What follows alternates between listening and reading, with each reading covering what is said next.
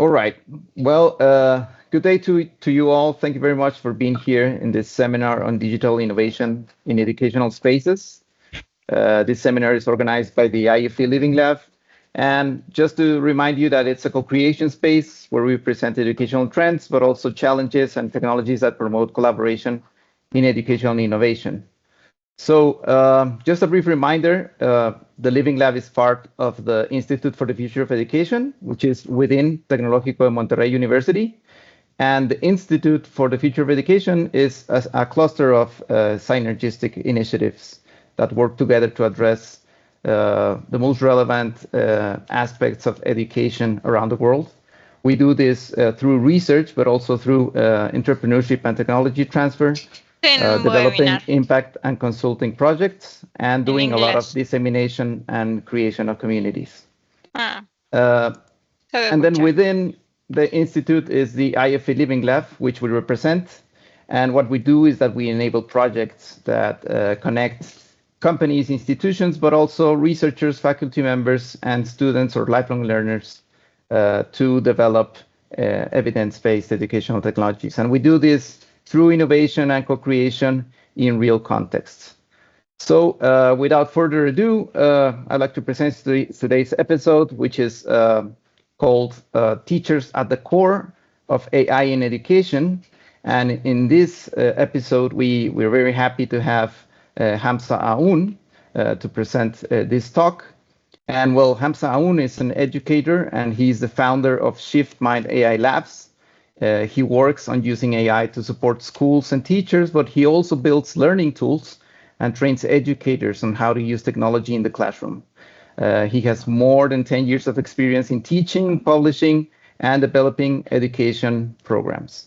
So welcome, Hamsa. We're very happy to have you here. And well, the floor is yours, so you can present. So you may start whenever you'd like. Thank you, Louis, for the introduction, and good afternoon all. I will share my screen. You can see my screen? Yes, we can. Yeah. Perfect.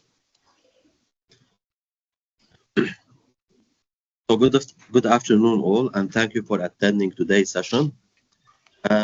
Our main objective for this session is to see how teachers and how we can empower teachers to use AI effectively in the educational sector.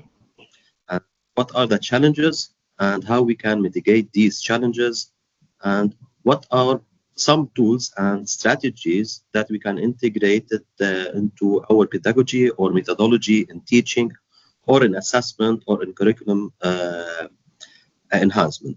So the roadmap of the presentation today will be like the educational vision and mission, the outcome expected. It will be student focus. Why? Because we need to see what will be the outcome in order that we can check how we can improve the teachers' abilities and skills and competencies in this era. And later on, we'll finish by Q&A. So as a first slide, the mission is always like educational direction for AI in education. It's centered on leveraging AI technologies to enhance human capacities, promote inclusion and equity, and ensure that AI is used ethically and effectively in educational content. So how we can use this? Basically, we have 7 pillars. So going through assessment, policy enhancement, infrastructure, curriculum, scaling, and system-wide implementation. These are the pillars that we can work throughout as an educators. So for example, if you click assessment, what we need to do with the assessment, how we can transition it with AI to be a supportive element, and what will be our vision in the assessment enhancement. Also from policy point of view, policy enhancement, how we can transition and make it to be supportive as well, what infrastructure we can have, what we can add, what knowledge the school and the educational organization can have as an educational infrastructure. As well for the curriculum,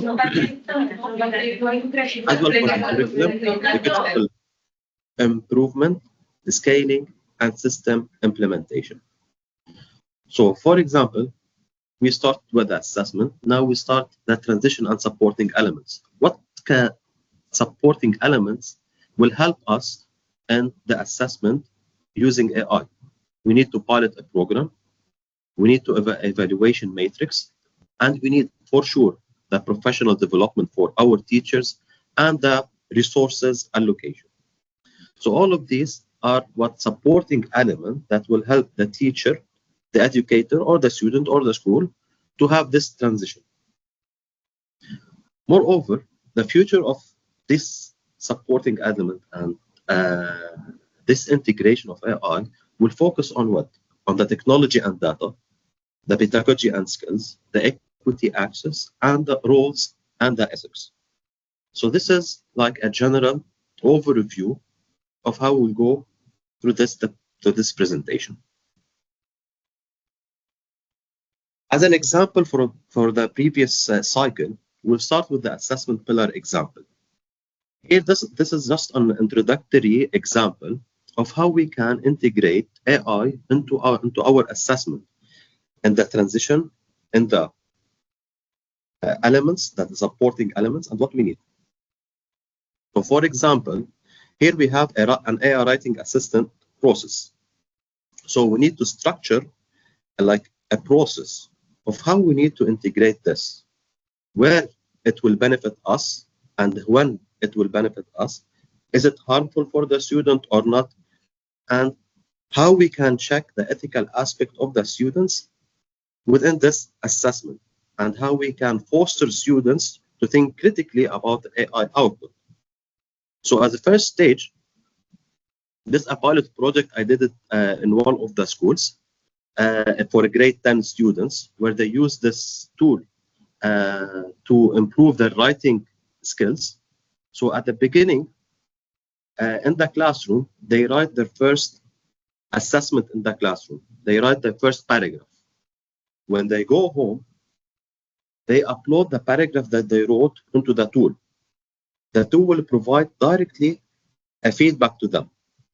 They will read the feedback, okay? When they read the feedback, they will start questioning the feedback and understanding the feedback and interact with the feedback. When they finish this, the second day they go to the school and then rewrite their new paragraph based on their initial input, the AI feedback. When they finish, they give the last final product to the teacher. The teacher has the ability to check in the back end the output generated by the AI, compare it with the final product of the student.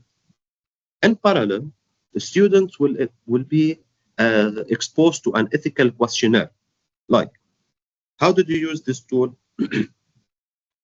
Are there any biases with the question, with the feedback? Did it align with your values, your expectation? Are there any misconceptions provided by the feedback? How many times did you use this tool? And how you are interacting with this tool? So such questions like make the student feel, yes, I need to do the criticizing of this output. Yes, I need to question, is it right? Is it wrong? And sometimes they might find wrong answers with the feedback. So they go back to the teacher and they do what? The reporting for the teacher. Or the teacher can compare between the input and the output of the students. in terms of the output feedback and their final product.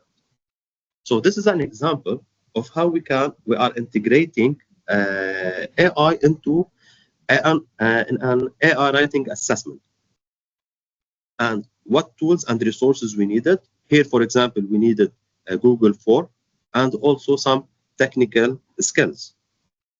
We piloted in one of the class. It's okay. Then we can scale it to other classes. So step by step, we can check. And during this evaluation, we had a matrix, a rubric matrix for evaluation, where the teacher filled, and they reported back to me, and we updated some codes in the algorithm. So always this loop is what is continuous. The expected outcome of this vision of the whole process is what?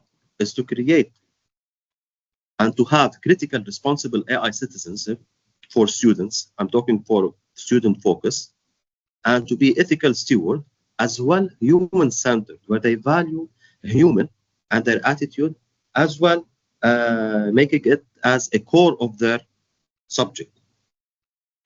Moreover, to be creative and co-creators, not only passive users and receivers.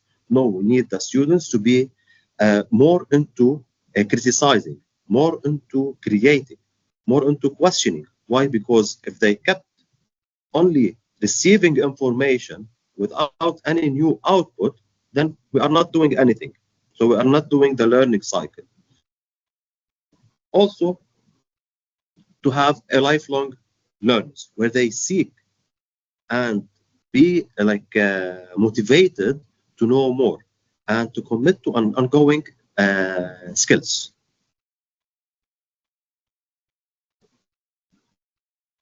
Now, understanding the educators and students' rights in AI education.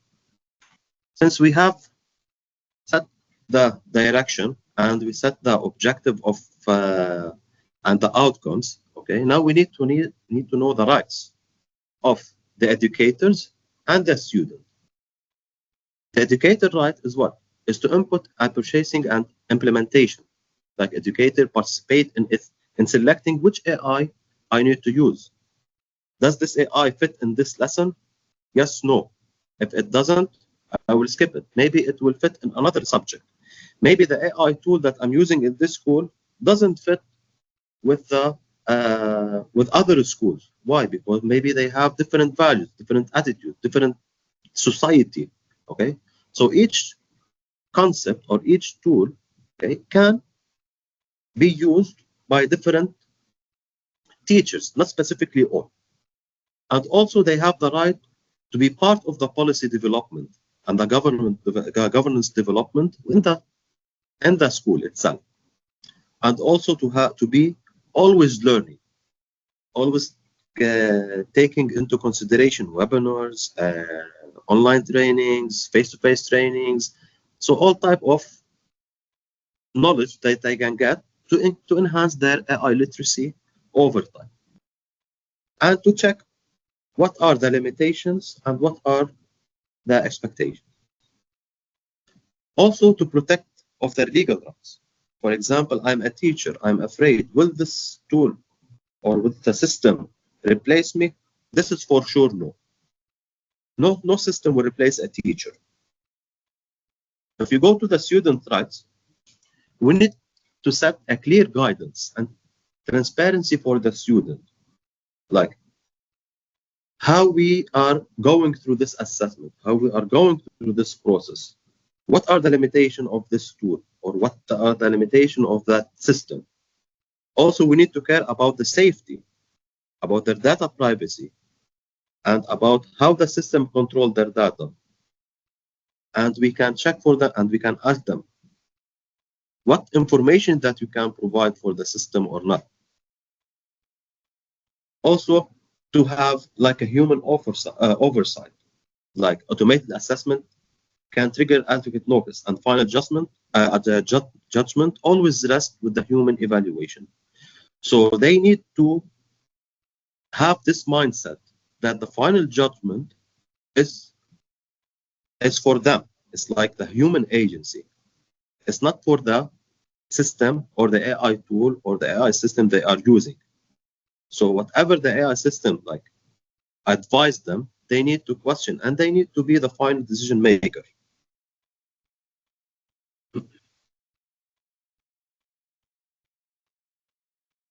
What are the difference between AI ethics and responsible AI?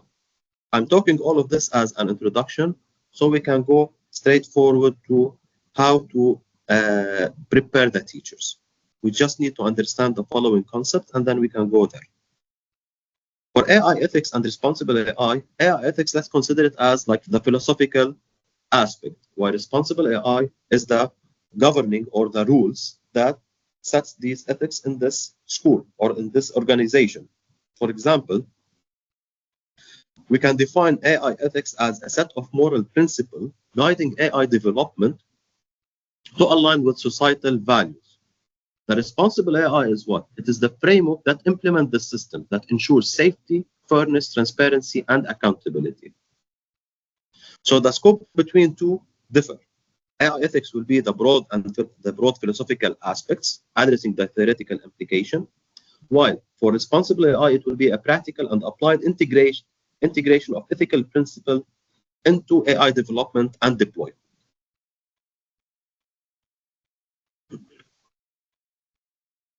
During the teacher, I will refer to the AI Competency Framework for Teachers by UNESCO.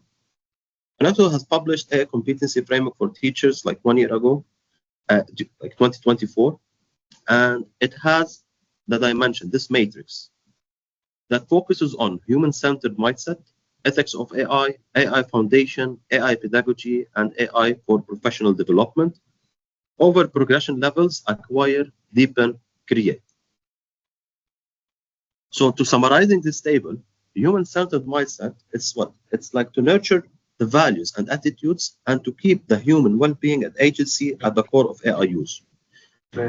For the AI ethics, understanding, applying, and eventually co-creating ethical and regular principles for AI education and AI foundation and application. We need to have the knowledge, we need to have the skills of application and how to customize AI tools. For AI pedagogy, we need to check how we are integrating AI into our lessons, from design, delivery, assessment, and social emotional support. AI for professional development, it will be how we are using AI to keep us learning and having extra knowledge. For the aspects of a human-centered mindset within the AI competency framework for teachers, the aspects are what? Are debunking AI hype. So we'll not go through the AI hype directly. Yes, this is AI, yeah, it's true, and it will improve my life, etc. No. Some systems may be harmful. Some systems, we need to criticize them. And we need to make sure that it is human-led, not algorithmic-led. Also, to understand the threats inherited into the AI design. So we need to make sure that this system, the AI system, is ethically designed, like from the beginning, designed by ethical values. So what does it mean here? So we need to check, does it protect and is it safe? And does it have some biases? And is it fair? Is it inclusive? Is it transparent? So we need to check all of these. And most importantly, is it human? Is it like a human agency? Does it preserve our human agency? And how we can use it responsibly and accountably. So we need to understand these. Also, to ensuring a human and social values, as well to steer human capacity development. So teachers, at the beginning stages, they need to recognize that AI is human-led, and also teachers need to understand that there's a human accountability in this, and to use it responsibly to make decision at the end, and critically assess the limits of this judgment. Also, to create social responsibility, like teachers actively shape inclusive AI societies, advocating for equity, co-creating ethical standards, and influencing policy to enhance human welfare and justice. Recently, we had like a conversation on LinkedIn, which was progressive, and it was very a nice experience to experience this competency on social media.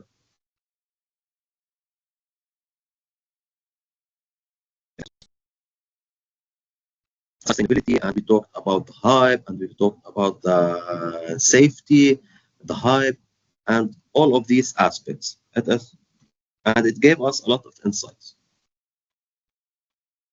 So in order to check whether I'm applying these aspects correctly, okay, I can have a benchmark question. For example, for acquire, do I critically examine how AI recommendation shape my teaching decision and assert my role as a final decision maker? For example, for deepen, human accountability, how do I take responsibility for any unintended impacts when using AI tools in my classroom?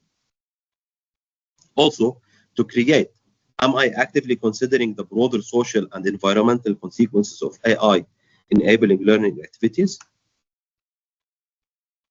Going to the aspect of ethics of AI with an AI competency. So the aspect is what? Empowering teachers to be like human accountable use of AI, promoting inclusivity, recognizes user right to question AI, and understanding and monitoring a human controlled impact of AI. So for the acquire, it will be like, and acquire, we need to acquire ethical principle, deepen safe and responsible use, create co-creating ethical rules. Some reflective questions as a benchmark for acquire. Have I identified the key ethical concerns, privacy, bias, equity with the tool I'm using? Do I check whether my chosen AI platform comply with the international data protection? For example, now the European Commission Council, they issued some regulations, so you can refer back to them. OECD also, they issued some regulations, you can go back to them. UNESCO as well. Deepen, so safe and responsible use. In what ways do I ensure my AI support lessons comply with local data protection? Or how do I train students to responsibly handle data privacy when interacting with AI? Co-creating ethical rules. Am I collaborating with colleagues? Do I engage students and peers? And how do I liaise with school leadership? Aspects of AI foundation and applications. We need to have conceptual knowledge, tool evaluation, application skills, creative customization. So if we go to the acquire, we need to have a basic AI techniques and application. Deepen, we go to application skill, critically evaluate, select the AI integrated tools. Creating with the create level, it will be creating with AI. You can create a tool, you can create an idea, or you can co-design with your peers or develop some ethical scenarios. You need to architect this into the create section. So some reflective question can be like, for acquire, can I explain in a simple terms how the AI model behind my chosen tool generate their outputs? For deepen, do I select AI features based on my student needs and the specific learning objective? So here I'm talking about application skills. For creating with AI, have I designed or customized an AI-powered resource or workflow tailored to my curriculum? And these are benchmarks that I can use for each progression level.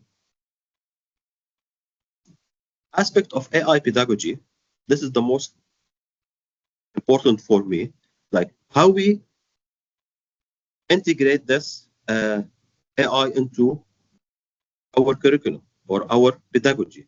First, we need to ask ourselves, what's the purpose and what's the need? What's the objective? Okay. So it should be purposeful integration. Like AI pedagogy emphasizes the need for teachers to develop competencies that allow them to effectively integrate AI tools into the pedagogical methods. And critical assessment, okay, we need to criticize. teachers are encouraged to critically assess when and how to use this tool, or not. It's not mandatory to use every time the AI tool.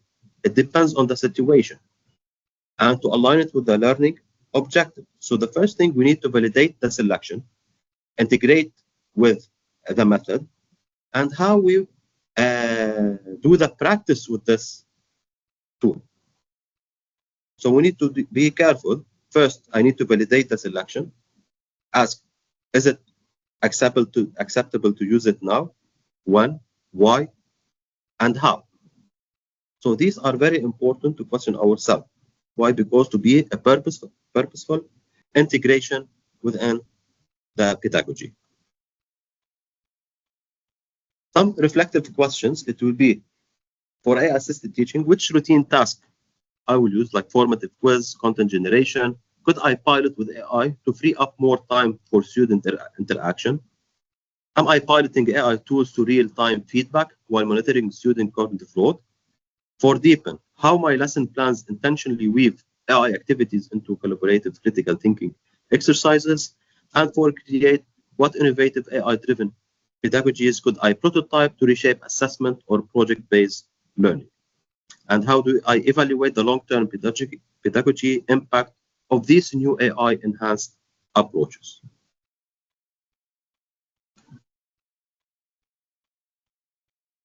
AI for professional development, it will be more into enabling lifelong professional learning, data-driven self-regulation, collaborative learning, and agentic professional transition. So in the acquire, I will be like an enabling lifelong professional learning, deepen AI to enhance organizational learning, create AI to support professional transformation, like co-create advanced AI-driven professional development solutions. Some reflective questions, it will be like, acquire, am I using AI-powered tools or analytics to identify my own skill gaps or not? Deepen, do I leverage AI to facilitate peer feedback? And for create, have I led or contributed to an AI-driven initiative that transforms how teachers collaborate or innovate schoolwide? So by this, we have concluded the AI competency. Now we'll move into the teachers of spheres, like what teachers in control and what's the sphere of the teacher. And the teacher control, now the teacher can do instructional integration, pedagogy and ethical judgment, learning environment design, feedback and evaluation, ongoing professional development, and AI literacy instruction. Out of teacher control are what? Are the AI system design, platform and tools availability, data privacy, institutional access and infrastructure, regulatory framework, and vendor control. So all of these out of control teachers, there are some strategies to mitigate them. Okay. So for example, AI system and design algorithm, we need to provide a transparency checklist for the teachers or a rubric. And for the platform AI tool availability, I need to check whether it aligns with the approval framework from the teacher's input, or we encourage open source and public good AI tools. Also, we need to have validation as well. And provide training on data handling and student digital rights. And also to teacher represent in a policy discussion. For AI in education, like teacher in sphere of engagement. So here, we will check the sphere of control, sphere of influence, sphere of interest. Sphere of control, what teachers have directly authority over in enhancement education. It's similar to what we discussed before. And sphere of influence, what teachers can shape or contribute through this collaboration and leadership.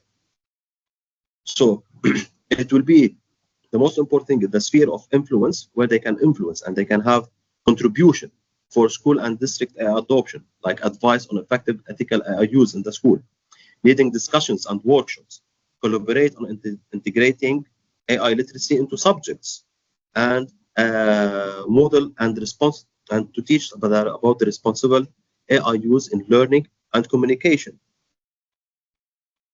And what teachers should monitor to stay informed and to stay informed, they need to be always updated by the AI policies and regulation trends, ethical debates.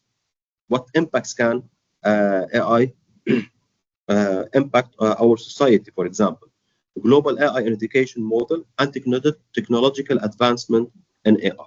So this like a roadmap for teachers to keep on track.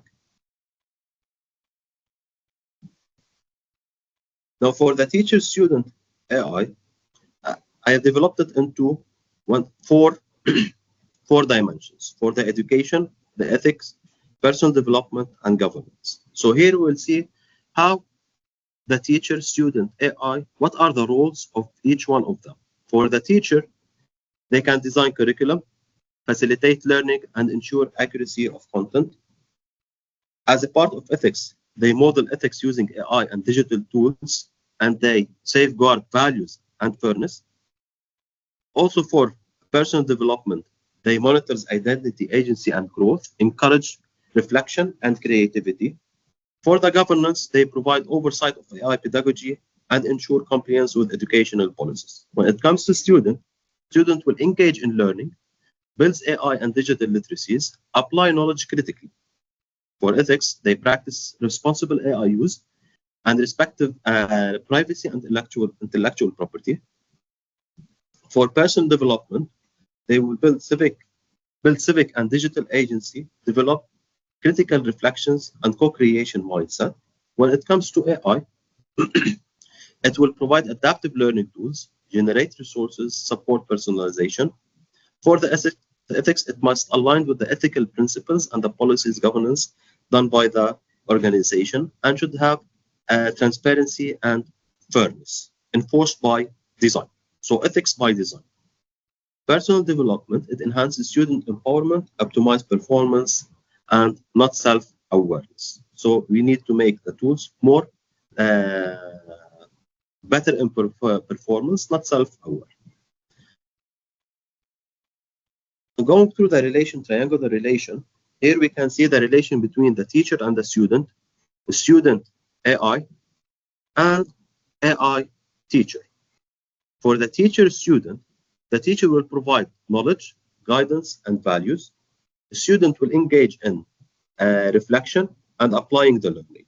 When it comes to student AI will support students with feedback, as we saw in the first example, fear of exploration, access to resources. Students use AI to what? To learn critical and ethical use of tools, explore, and create. When it comes to teachers and AI, teachers use AI for curriculum support, assessment support, or policy support, for example, or analytics. AI support teachers as and act as an assistant. It enhances productivity and provide data insight. So the shift will be as follows. In the early stages, teachers will lead, AI assist, and student engage. For later stages, student co-create, teacher mentor, AI adapt. But we need to take in consideration the following risks: over-reliance on AI, biases and inequality, privacy, misinformation, and misuse of the tool, or inadequate access, which will lead to digital divides. As a gap up, whenever we need to have some integration into a lesson, okay, we need to have some WS questions, okay? Why, the what, the how, and the when. The why I'm integrating this tool, or why I'm integrating this system. Then I need to ask myself, I need to understand the reason of using the AI, okay? And I need to identify the specific tools. What AI tools I need to integrate? Then the how. How should I use this tool in a right way? I need to check whether it's harmful for the student, when it's harmful for the student, when it's beneficial for the student, and how to make it more practical and more ethical and responsible use inside the classroom. And what questions I need to ask the student, and how to present their work. And when, it also tells me when is the best time I need to use this practice. Now, if you are a teacher and you would like to create your own tool, okay, we need to start from the design, development, testing, implementation, and the expected outcome. If I'm designing a tool or an idea about AI and how to implement it in my classroom, I need to check who are the primary users of this tool. Are they the students? And what specific problem does this tool address? And what does it mitigate? And how? And what challenges can it reduce? And why this tool is important? Also, when I go to development, I need to understand and to understand how to develop this tool, like from A to Z. What are the key features of this tool? How the user interface will be? What systems I will integrate in this tool? So these questions are all integrated into the development session. And we need to ensure that the tools are adaptable, diverse in teaching styles, because not every tool will be used in every lesson. It depends. Now we go to after the design development, and we don't forget the design, the ethics by design, starting with the data privacy, fairness, and biases. Is it explainable? And does it preserve our well-being? And can we use it responsibly? Or after those, we go to testing and piloting. And the testing and piloting, we need to ask ourselves, who will have access to the data? Okay. What specific protocols will be placed in to secure sensitive student information? Why is it important for students to be aware of privacy issues? How will students be guided to use AI ethically, ensuring their personal information is safe and academically honest is preserved? At the end, we can get the outcome and we evaluate it through a rubric or through a matrix. And if there are some biases or misinformation or errors, we can have this loop again, go back to design development and check the tool again with the student by practice. So this is the slides. I think I'm on time.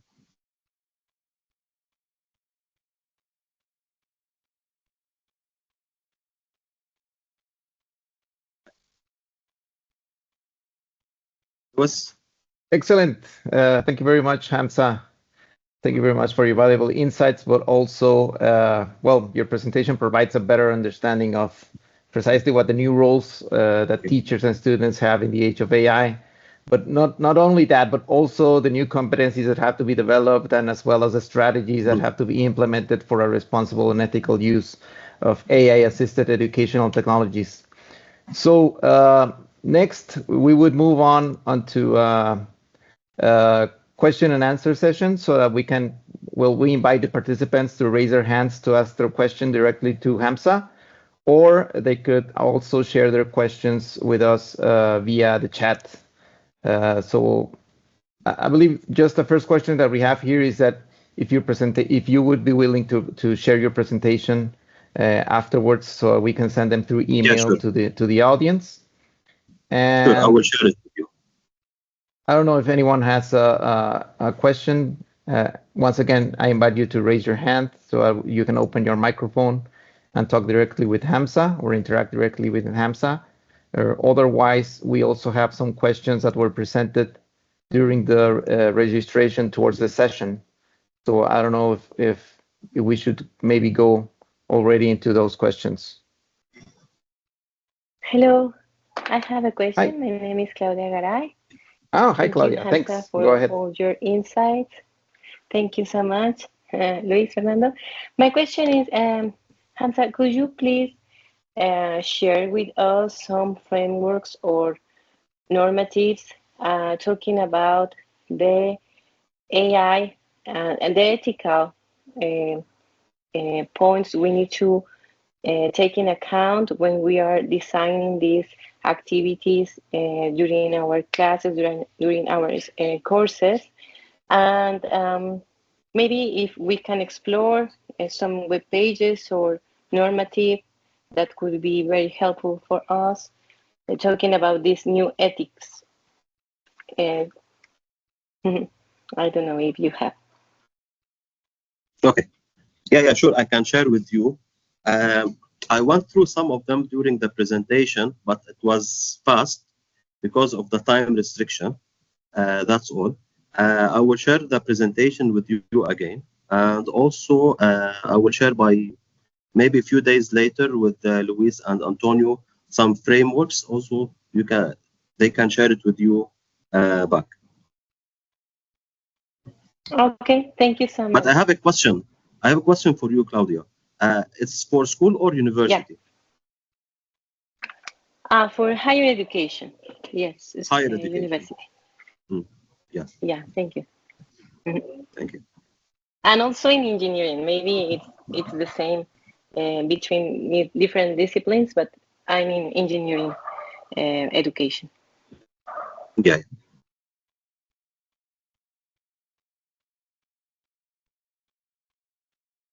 Thank you very much, Claudia, for sharing your question. We also have a question in the chat. It's from Luis Fernando Olvera. He's saying, in your opinion, what are the challenges we face in Latin America? And what would be your recommendations in terms of intervention or improvement projects? Please provide context of your answers based on what you have presented. I'm sorry, I cannot use my microphone. No problem. Okay. For Latin America, I don't have truly a lot of information. Okay. But in general, for example, for intervention or improvement projects, okay, the first step, what you need is to make sure that the audience that you are working with, they have enough knowledge. This is the first step. After that, you can have some pilot projects with them. Check the limitation, check the weaknesses, check the strength, like do a SWOT analysis, okay? And after that, have like a summary of what you have done with your project. And then you can see what you can improve. This is like a general framework of how we can improve our projects. When it comes to financial, this will be applied to the organization that you are with, and whether I providing the like the adequate tools, the adequate information resources, or not. And if you are in a school or in higher education, okay, you need to have some governance and some policies that aligns with that will give you some examples of the interventions and the improvement of the projects. This will be also included in your organization policy.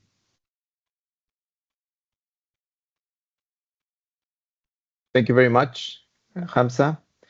We have another question from Alberto Granados. He's saying, how can schools ensure that teachers and students not only understand their rights in relation to AI tools, such as transparency, privacy, and the right to appeal, but also actively develop the human-centered competencies outlined in the UNESCO framework, like accountability and social responsibility?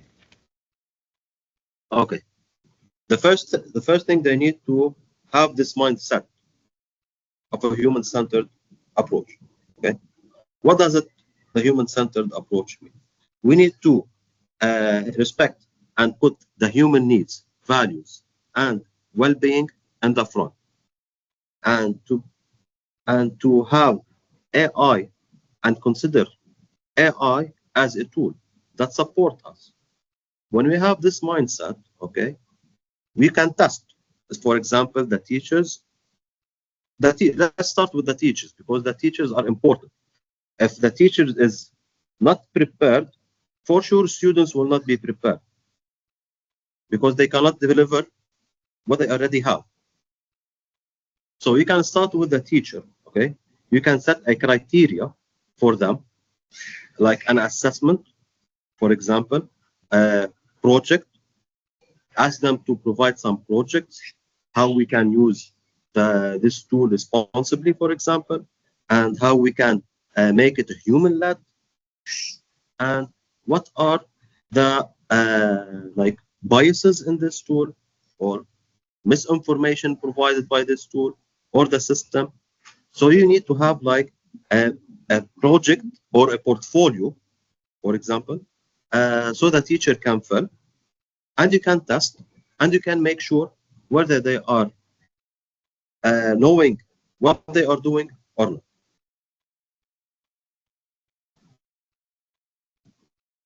Great.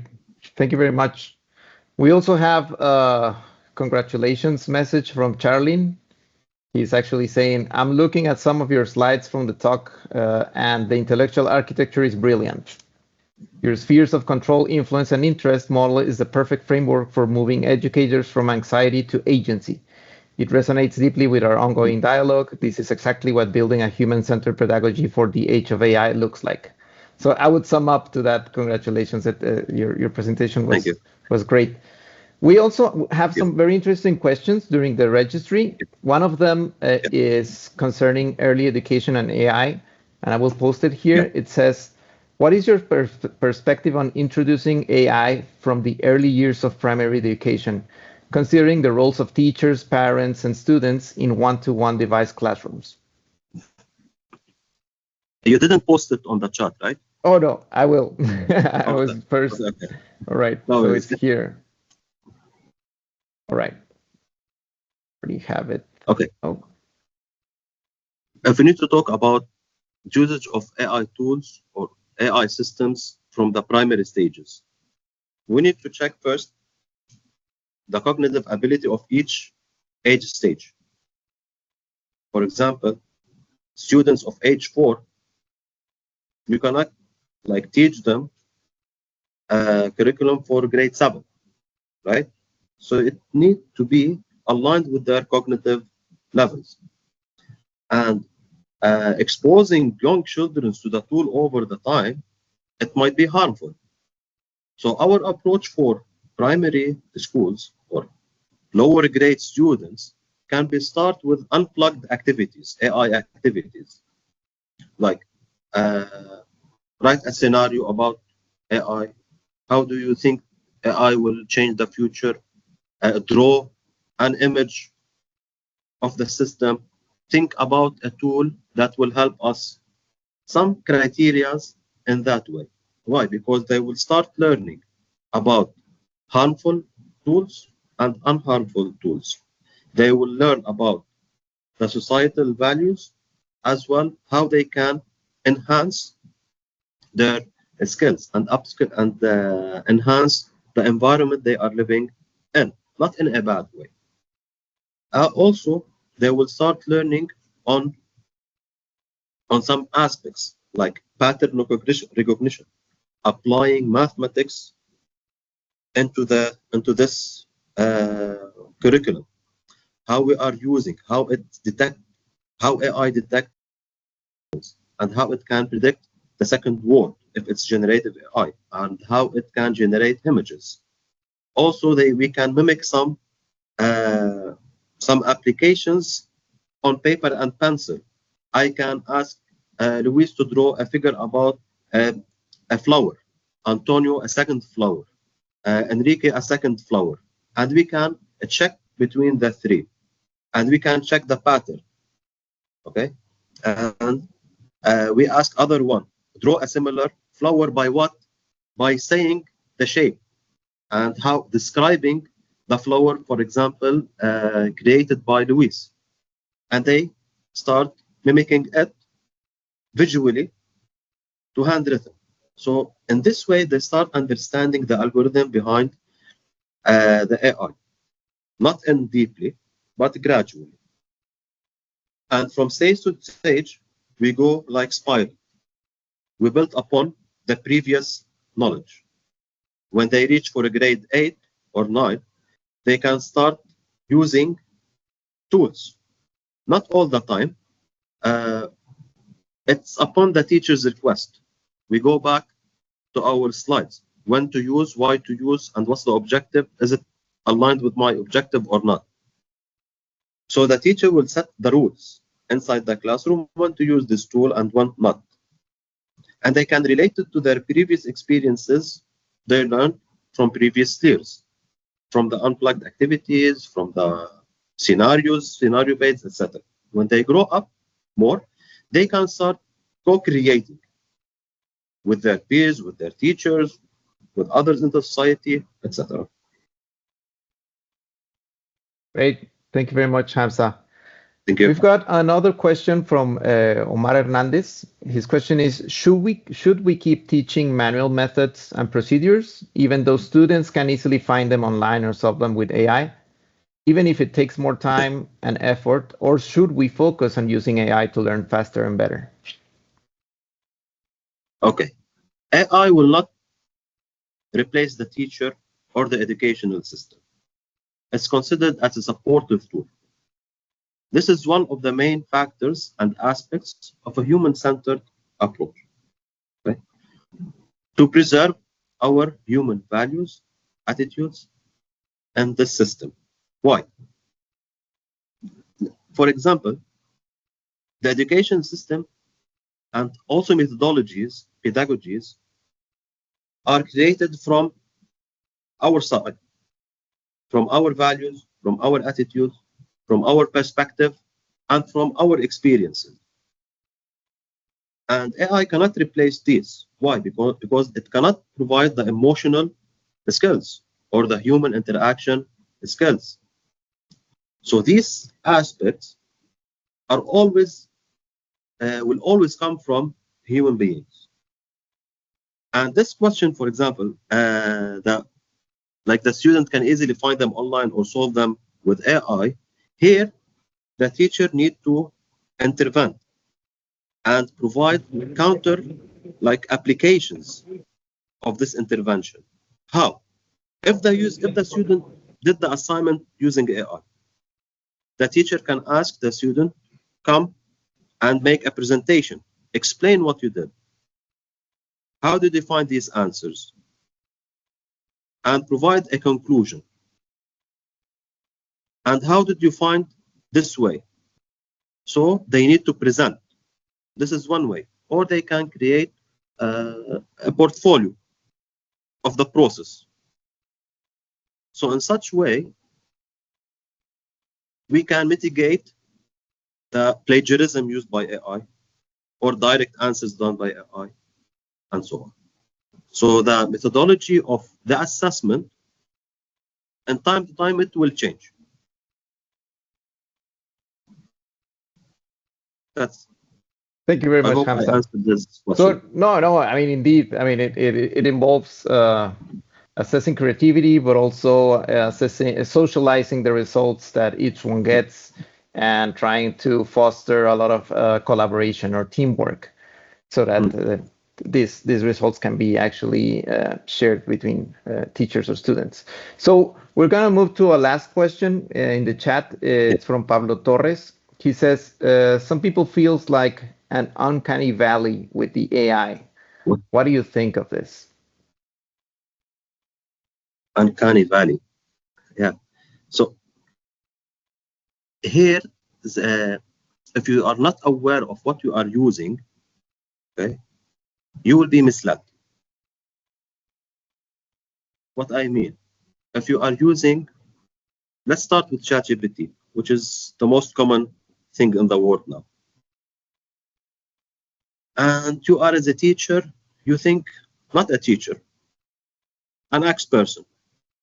I will ask this tool and it will provide me the correct answer directly. But with lack of knowledge and information and with lack of direction, yes, that person might think that this tool is right and whatever is said outside is wrong. So here we need to what? To have an ecosystem that help people to understand AI, which is AI literacy, and to be AI fluency, and also to teach them how to criticize AI outputs and check how it will affect our well-being and others' well-being. When they start understanding and having this mindset and understand that AI is a tool which will not replace us in any way, okay, then they will be out of that value. Thank you very much, Hamza. So with this, we'll close the questions and answers session or section. And I'm going to share my screen again. Sure. I'd like to thank Hamza again for being here, being part of this seminar, which actually has the objective of connecting and eventually collaborating in multi-institutional projects. So I believe many people are very happy of what you've shared here today. And just to wrap up the session, I'd like to recommend an edu-book that the Observatory Initiative within the Institute for the Future of Education published on practical approaches for teachers for using generative AI. We have 2 QR codes. One of them is in Spanish, the other one is in English. And well, I'll give you just a few moments to scan the QR codes, and likewise, I can share the links in the chat, or Antonio can help me share the links when he shares the presentation through the emails. And finally, I'd like to invite you and remind you that we have an annual event called the IFE Conference, which gathers a lot of insights on education innovations through experts around the world. And the next IFE Conference will take place in January 2026. We hope you can join us here in Monterrey at the Tec de Monterrey University. But it also has a virtual format in which you can also participate. There's a QR code if you'd like to learn more. And just to remind you, this is a huge event. We had this year we had more than 5,000 attendees and 15 summits that took place simultaneously. So you'd imagine the amount of insights that you can gather here. We had over 900 speakers as well. So I hope you can join us. And with this, I'd like to close this today's episode for the seminar. Thank you very much for being here. Thanks again, Hamza. I hope we can stay in touch. And if anyone else has any further questions, feel free to share them here through the chat, and we can also share them with Hamza afterwards. So I hope you have a great afternoon, great day, great night. I don't know wherever you're visiting us from, and have a great weekend as well. Thank you.